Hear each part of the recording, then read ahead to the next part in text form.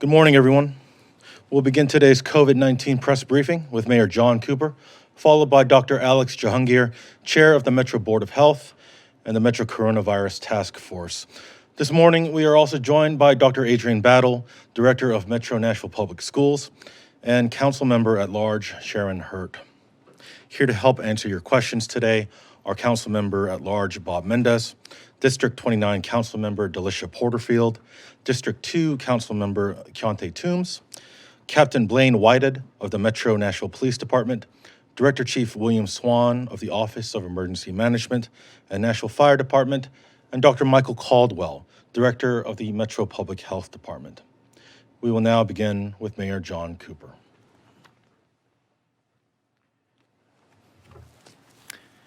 Good morning, Nashville. Now, as of this morning, Nashville's 14-day new case count trend remains slightly elevated since our last press briefing 4 days ago. We will remain in phase 2 of our roadmap for reopening Nashville while awaiting more data, with the goal of starting phase 3 as soon as possible. Dr. Alex Jahangir will present additional details about our latest COVID-19 data and the current status of our public health metrics momentarily. Now, I am grateful to all Nashvillians who are continuing to take steps to protect their health and keep others safe, including those who participated in peaceful outdoor demonstrations while wearing face masks to denounce systemic racial bias over the weekend. Now, today, Metro will begin to fully implement body-worn cameras and in-car cameras throughout our police department. When I entered office last year, Metro's body-worn camera initiative had not yet addressed critical infrastructure and data sharing issues that severely hindered deployment. Furthermore, a report released this past fall predicted that implementing these cameras would cost Nashville taxpayers approximately $40 million in the first year and require the DA's office and the Public Defender's office to hire more than 200 new full-time employees. This coincided with the biggest budget challenge in our city's history. Well, we responded and immediately engaged with the U.S. Bureau of Justice Assistance to help Nashville develop a cost-effective approach to camera deployment that reflected national best practices. We've also renegotiated dramatically more favorable agreements with our vendors. Over the course of 5 months of discussions, management decisions within Metro have streamlined workflows to reduce the estimated costs of body-worn cameras from approximately $40 million to just $2.1 million in FY 2021. Through management, we were able to reduce our staffing requirements from an estimated 200 new staff to 16 additional staff. The operating expenses for this deployment will come from the Public Health and Safety Contingency Fund for MNPD in the Mayor's proposed FY 2021 budget. Our negotiations with Motorola have resulted in an agreement that payments will be deferred until FY 2023. Now, management actions and creative problem solving from our criminal justice partners, including the district attorney, the public defender, and MNPD, have allowed Metro to establish a cost-responsible, full deployment of body-worn and in-car cameras. Metro-wide precinct IT upgrades are able to be completed within 6 months to facilitate the deployment process as rapidly as possible. Deployment will begin in July at West Precinct, which is the only precinct currently with the IT infrastructure in place to support full deployment. Now, George Floyd, Ahmaud Arbery, Eric Garner, we know the names of these men and other black victims of police brutality because of cell phone recordings captured by eyewitnesses or bystanders. Body-worn cameras provide accountability when it comes to public safety. Body-worn cameras will promote trust between law enforcement officers and the communities they are sworn to serve. They will be an important tool in addressing racial injustice throughout Davidson County. Now, since campaigning for office, I have supported body-worn cameras in Nashville and the need to invest in this vital technology the right way. We learned important lessons from our Phase 1 body camera deployment, from consultation with the U.S. Bureau of Justice Assistance, and from collaboration with our local criminal justice partners. We are delivering on that commitment today, and we are doing it in a cost-responsible way. I want to welcome Councilwoman Sharon Hurt, who will be speaking today on her own behalf and as a representative of the Metro Council's Minority Caucus. I'm grateful to Councilwoman Hurt for her leadership and commitment to justice and accountability in our community. I also want to thank Council members Delisha Porterfield, Chair of the Education Committee, and Quante Toombs, Vice Chair of our Budget and Finance Committee, for joining us this morning. And I want to welcome Captain Blaine Whitehead of the Metro Nashville Police Department, who will oversee the management and deployment of body-worn and in-car camera systems for the MNPD. Captain Whitehead is here with us to help answer your questions also. But justice does not begin or end with our law enforcement system. The coronavirus has highlighted a digital learning divide in our community. As young Nashvillians who do not have the means to continue their education remotely and engage with their teachers and peers online are placed at a clear and early disadvantage. As of this morning, I am submitting and seeking council approval for approximately $24 million of our $121 million federal CARES Act relief fund to provide every public school student in Nashville, Davidson County with a laptop and internet access.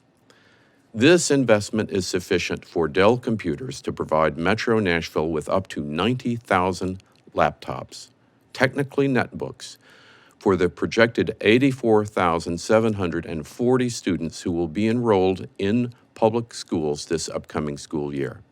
The cost of each computer will be just above $200 per device, a significant reduction from their list price. Now, of course, these laptops are only useful to the extent that students using them can connect to the internet. And based on a recent MNPS survey, we are estimating that 20% of our students lack the internet access for required remote learning.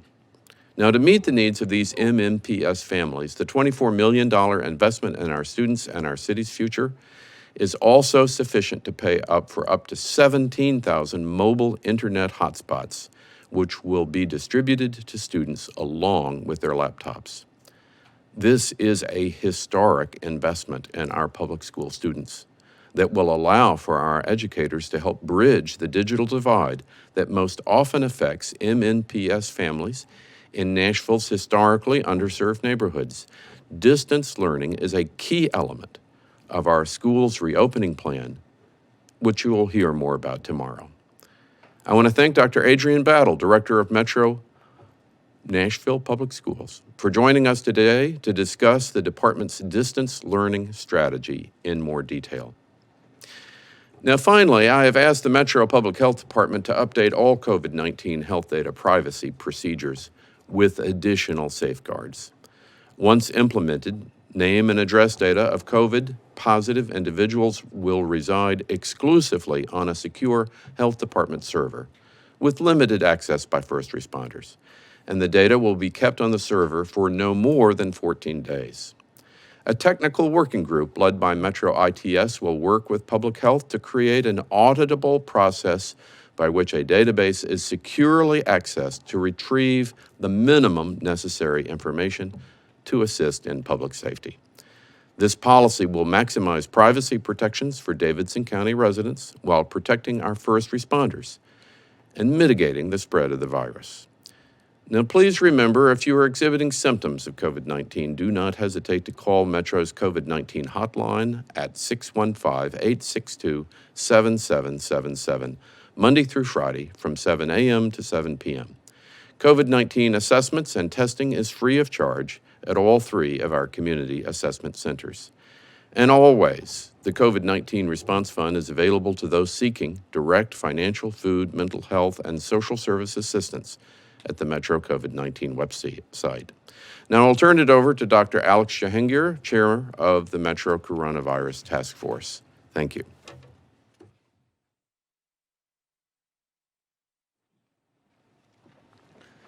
Thank you, Mayor Cooper, and good morning. Here's the latest on the coronavirus in Davidson County. We now have 6,228 confirmed cases. That is an increase of 72 cases in the past 24 hours. 1,415 cases are currently active, and 4,741 individuals, or 76% of all cases, have recovered and have been cleared. We have also 72 residents in our county that have died because of COVID-19. Now, we continue to see a slight increase in the 14-day rolling average trend. And so, as the mayor said, we have decided not to enter phase 3 yet. Today's numbers of new cases is better than what we have had over the weekend. On Saturday, we had 132 new cases. On Sunday, we had 124 cases. A rolling average of new cases continues to uptick, with this morning's average being 98, and 2 weeks ago, the number was 87. Now, the other metrics, however, are encouraging. The transmission rate continues to be under 1, which is a good sign and shows that our virus is not spreading quicker than before. Our public health capacity continues to be adequate and can respond to new cases and respond in case there is an outbreak of cases. Our testing capacity also remains good in Nashville. In fact, just last week, we had 7,171 tests performed for Nashvillians in Nashville. And more than 65,000 Nashvillians have been tested since this virus broke out in our city. Our hospital capacity also is doing well right now. We have 31% of hospital beds available this morning, and 29% of ICU beds are available in Middle Tennessee as of this morning, both in very good ranges. And there are currently about 100 individuals who are hospitalized in Nashville hospitals. And I want to be clear, these people are not all Nashvillians, because we have such a great healthcare system. People from all over the region who have COVID-19 do come to our hospitals. Now, furthermore, this number of about 100 has been about our average since mid-April. So a number of people hospitalized in Middle Tennessee has been steady at about 100. Now, while most of the metrics are green or in the good range, the rolling 14-day average is still concerning. So that is why we will continue to pause until we enter phase 3 and see what happens over the next few days. Again, this doesn't mean that we're regressing. It doesn't mean that we're going back to phase 1. It just means we're staying at status quo for just a little bit longer. Now, as the mayor said, remember our community assessment centers are open every day from 9 a.m. to 3 p.m., and today is no exception. You can also call our hotline 7 days a week at 615-862-7777, 7 days a week from 7 a.m. to 7 p.m. if you have any questions about coronavirus. Now, feel free to go to one of our assessment centers or call our hotline if you have any of the symptoms. And just a reminder, what those symptoms are is cough, shortness of breath, loss of smell or taste, a fever, or if you have new onset diarrhea that's unexplained. Now, I want to say, Nashville, we have done a great job at flattening this curve, and I'm grateful to all of you. But I want to be very clear. We are taking a pause and pumping the brakes because we are not out of the woods. And in fact, the past few weeks or days have really given us some reason to pause and think through our data before moving on. So please stay the course. Still keep social distancing, wearing a mask, washing your hands, and just being smart about how you're going about your daily life. I'm grateful for everything you all have done to this point, and I know we will move forward soon with your help. I now would like to turn over to Dr. Battle from Nashville Public Schools. Thank you.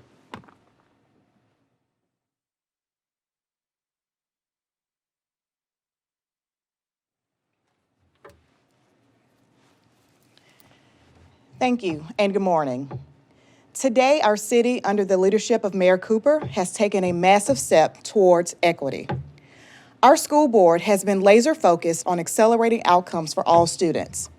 One of the biggest challenges our school district faces is the digital divide. While some students have multiple devices to help them learn, talk to their teachers remotely, and complete assignments, many do not. Thousands of our MNPS students don't even have Wi-Fi. That can make remote learning a big challenge. But I know we have the capacity in the city between Metro Nashville Public Schools and our public, private, and nonprofit partners to bridge that divide. We are a city built on generosity, a place where people pitch in to help their fellow citizens succeed. And that's why we're here today. We're here because Mayor Cooper has stepped up to help fill that void. We need equitable access for our students so everyone can learn in any setting. It is past time that our city and our school district provide a device for every student, and now we are moving much closer to reaching that goal. We also know that we have farther to go to ensure equitable access to internet connectivity. Our school board's vision is that we will be prepared this fall to provide an excellent education for every student, regardless of whether we are in our schools or learning remotely. And I greatly appreciate their leadership. Tomorrow, we will be sharing more details about the plans we've been developing to open schools in August in a safe, efficient, and equitable way. We will maintain our focus on equity by making sure that we prioritize areas of the city and students who have the greatest need during our deployment of devices. And then we'll work to fill the need for all students. So Mayor Cooper, thank you. Thank you so much for making our students, their learning, and their growth a priority for Metro's CARES Act funds. Because when our students grow, our city grows too. They are our future. And as we saw with the march that many of them led and participated in last Thursday, they are a present too. These dollars and these devices will make a big impact on our students' lives, and Mayor, we can't thank you enough for making that possible. Thank you. At this time, I would like to turn it over to Councilmember Hurt to share remarks.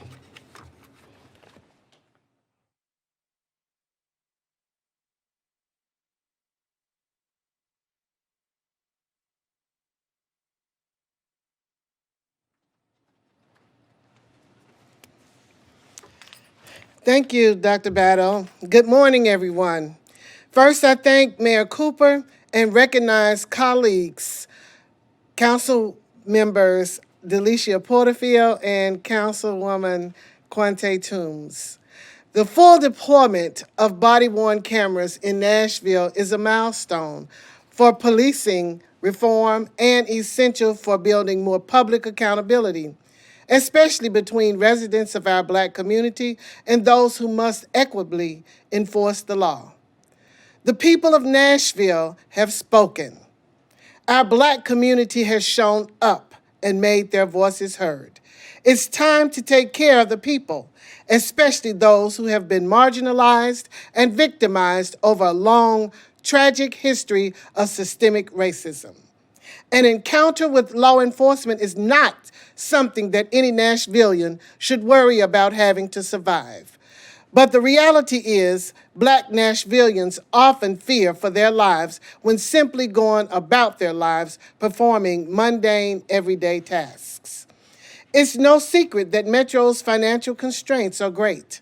But Mayor Cooper has demonstrated through this effort with IT infrastructure upgrades starting immediately and deployment rolling out in July as a first step, that his commitment to create tangible change for our Black community is genuine. On behalf of the Minority Caucus, I look forward to continuing to work with Mayor Cooper and our residents to respond to the truth of racial injustice. Thank you.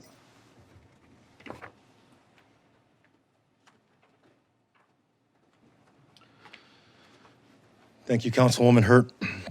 Let's begin today's Q&A session with Julia Palazzo at WKRN. Julia? Good morning. Thank you so much. Just wanted to ask a quick question, with the nice weather and stuff, and obviously the headlines kind of changing a little bit, either for Mayor Cooper or Dr. Jahangir. What's your message to Nashvillians that might not be taking COVID-19 as seriously now that it's not dominating the headlines every day? Thank you. Okay. Dr. Jahangir? Thank you. I mean, I think in short is this isn't over. Take it seriously. I mean, I literally have now twice stood up here and said we're taking a pause before rolling into phase 3. That is not a decision we take lightly, but it is an important message for people to get. I mean, I appreciate what everyone's done to this point, but this virus is not over. There are a lot of important things going on in this city right now. This is also one of them that I want every Nashvilleian to be aware of. So thank you.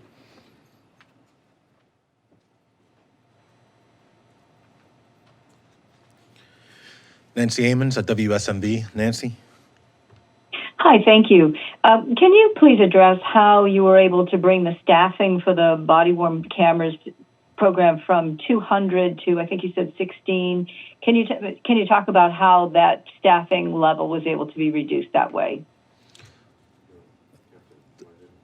Sure. The question was how the staffing levels were reduced so dramatically, and here we have Captain Blaine Whited from the MNPD.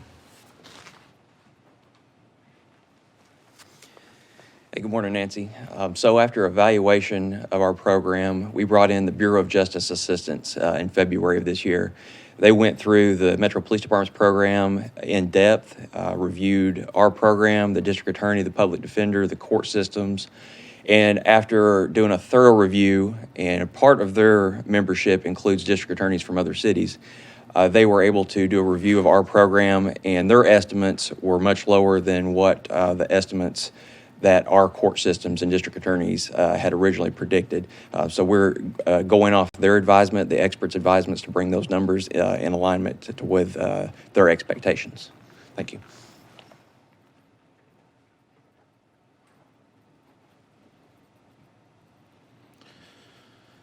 Harriet Wallace at Fox 17, you're on the air.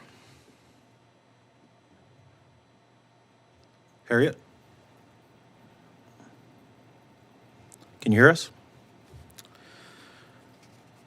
If not, those are all the questions that we have this morning. I'd like to thank all of today's guests for joining us. The next scheduled Metro COVID-19 press briefing will air on Thursday morning, June 11th at 9:30 a.m. As a reminder, you can stay up to date on Metro's coronavirus response at covid19.nashville.gov. Thank you for joining us. This concludes today's briefing.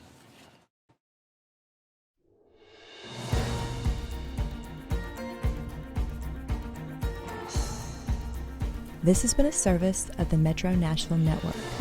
If you would like to see this presentation again, or for more information about this and other programs, visit nashville.gov.